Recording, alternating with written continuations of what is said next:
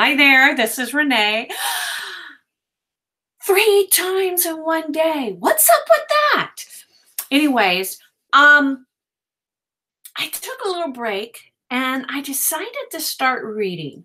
And I read a couple of phrases that I really just wanted to share with you in case it resonated with you. And it has to do with Claim Your Power by Mastin Kipp. And it's a 40-day journey to dissolve the hidden blocks that keep you stuck and finally thrive in your life's unique purpose. Well, guess what? I have had this book on my shelf. It's not very thick. I've had this book on my shelf for months. I don't even know how I got a hold of it or, why it was sent to me. I guess maybe I ordered it, but I don't remember ordering it.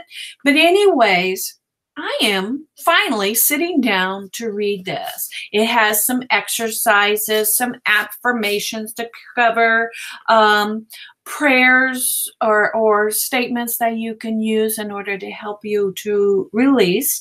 And I've made a lot of progress over the last 9 years since my brother died, because that was just devastating for me. Let's take off these glasses for a moment. It was devastating for me. And it wasn't until then that I realized that I had to heal. And it was quite the process. And the only reason why I realized I had to heal was, well, actually, go back a few years. When my dad died in, I think it was 2005, I heard a voice inside my head, and I want to say it was God, but maybe it was my higher self. It could have been my spiritual guide. I really don't know. But it's true. This is very, very true. And it said, write a book. And I heard those words and I took it to heart. I tried to start writing the book and I knew exactly what it was referring to, but I couldn't find the right voice. I couldn't find the right message.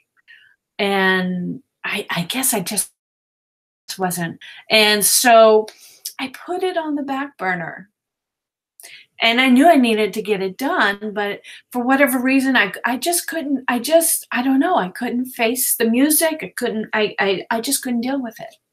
So then when my brother died 3 years later, it was like, boom. And I heard that voice again, but this time more emphatically. Well, I started to try again, but I was so devastated. It was harder than the first time that I tried to do it.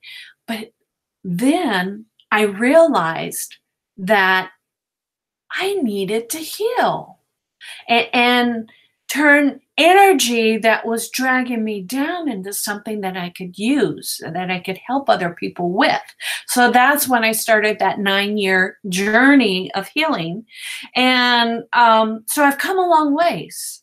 I've made peace. I feel tons better and definitely have a lot of joy in the heart and feel energized. And I've made big decisions and changes. But you know what? Even when you think you have overcome things and that you're right where you need to be, you never know when something new pops along your path. And it opens up your eyes even more. How big can my eyes go?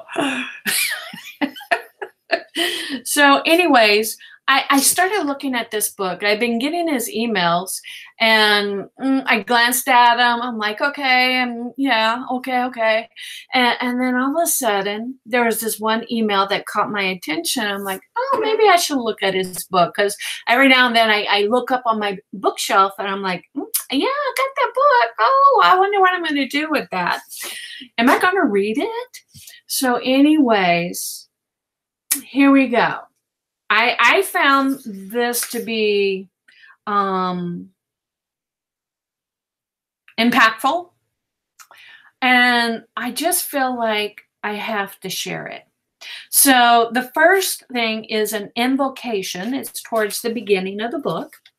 And it says, a day will come when you will be stirred by unexpected events. Boy, do I know about that. And I'm sure you do too.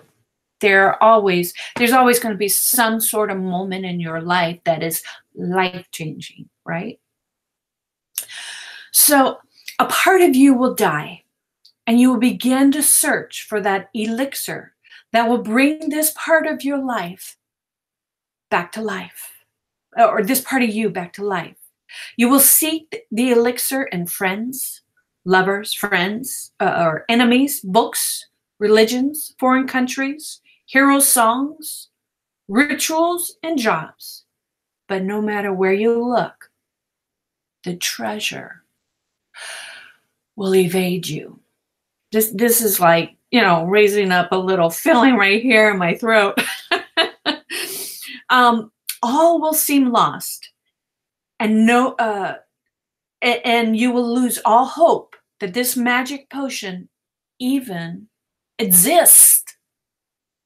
This will be the darkest of nights, and the promise of certain death will lead you to the abyss of despair. But staring into the abyss, you will see the dim light of your own illuminated soul. Your radiance will transform the abyss into the elusive elixir of life.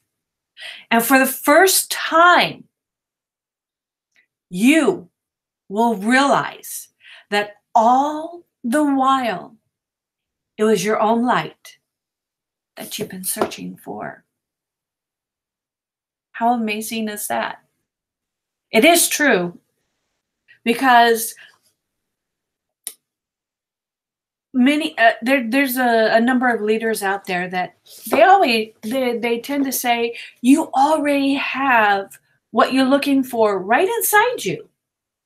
Another thing is, all the money that you're looking for, all the abundance that you're looking for, it's already here.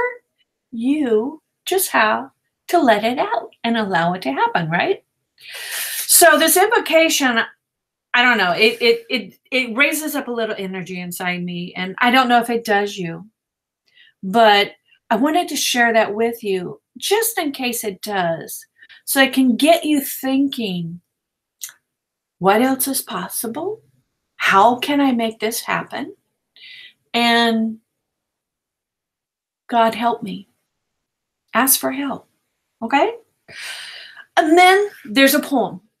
Well, I don't know if it's a poem or prose or whatever you might want to call it, or maybe it's an expression.